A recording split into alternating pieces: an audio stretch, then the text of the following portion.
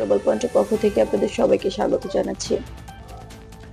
গাজায় শান্তি প্রতিষ্ঠার লক্ষ্য নিয়ে আলোচনায় আসা প্রস্তাবিত বোর্ড অফ পিস নিয়ে আন্তর্জাতিক পরিসরে নতুন করে বিতর্ক তৈরি হচ্ছে। বিভিন্ন দেশের কূটনৈতিক মহলে এই উদ্যোগের কাঠামো, ভূমিকা এবং গ্রহণযোগ্যতা নিয়ে প্রশ্ন উঠতে শুরু করেছে। সম্প্রতি মার্কিন প্রেসিডেন্ট ডোনাল্ড ট্রাম্পের পক্ষ থেকে জানানো হয়, এই প্রস্তাবিত প্যানেলে ভ্লাদিমির পুতিনকে যুক্ত করার বিষয়টি বিবেচনায় রয়েছে। এর আগে টনি ব্লেয়ার এবং বেনিয়ামিন নেতানিয়াহুর মতো বিতর্কিত রাজনৈতিক ব্যক্তিত্বদের নামও আলোচনায় এসেছিল। তবে পুতিনের অন্তর্ভুক্তির সম্ভাবনা নিয়ে এখনো মস্কোর পক্ষ থেকে কোনো আনুষ্ঠানিক বক্তব্য দেওয়া হয়নি।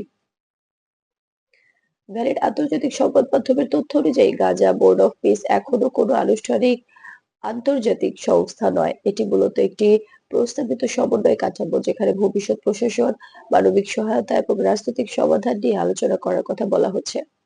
জাতিসংঘ, ইউরোপীয় ইউনিয়ন বা অন্য কোনো আন্তর্জাতিক সংস্থা এখনো এ নামে কোনো বোর্ড গঠনের ঘোষণা দেয়নি।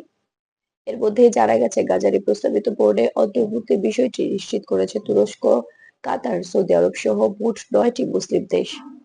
এসব দেশের দাবি, বহুপাক্ষিক আলোচনার মাধ্যমে গাজার পরিস্থিতিতে একটি গ্রহণযোগ্য ও ভারসাম্যপূর্ণ সমাধানের পথ খুঁজে বের করা প্রয়োজন। বিশ্লেষকদের মতে, রাশিয়ার নাম আলোচনায় আসার পেছনে একটি বড় কারণ হলো মধ্যপ্রাচ্যে মস্কোর দীর্ঘদিনের কূটনৈতিক উপস্থিতি। রাশিয়া নিজেকে এমন একটি শক্তি হিসেবে তুলে ধরছে, যারা একদিকে আঞ্চলিক দেশগুলোর সঙ্গে যোগাযোগ রাখতে পারে, অন্যদিকে পশ্চিমা বিশ্বের সঙ্গেও সংলাপের সুযোগ থাকে। এই বাস্তবতায় অনেকের চোখে পুতিনের সম্ভাব্য ভূমিকা গুরুত্ব পাচ্ছে।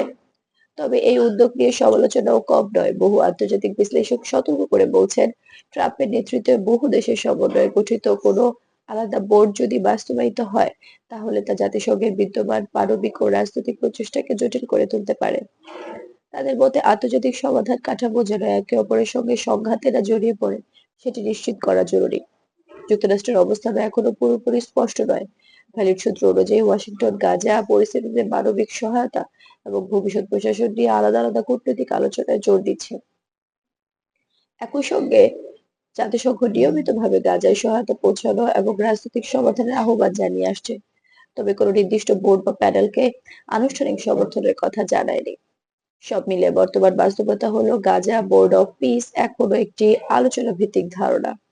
পুতিনের নাম উঠে আসা এই প্রক্রিয়াকে আরো বেশি আলোচনার কেন্দ্রবিন্দুতে নিয়ে এসেছে, কিন্তু এখন পর্যন্ত কোনো চূড়ান্ত কাঠামো বা সিদ্ধান্ত সামনে আসেনি। ভবিষ্যতে এই উদ্যোগ আন্তর্জাতিক সমর্থন পাবে কিনা, নাকি কেবল কূটনৈতিক আলোচনার মধ্যে সীমাবদ্ধ থাকবে, তা সময় বলে দেবে। গ্লোবাল পয়েন্টের সঙ্গে থাকার জন্য ধন্যবাদ। ভিডিওটি ভালো লাগলে লাইক দিন, শেয়ার করুন, আর আন্তর্জাতিক রাজনীতি ও বৈশ্বিক ইস্যু নিরপেক্ষ বিশ্লেষণ পেতে আমাদের চ্যানেলটি সাবস্ক্রাইব করতে ভুলবেন না।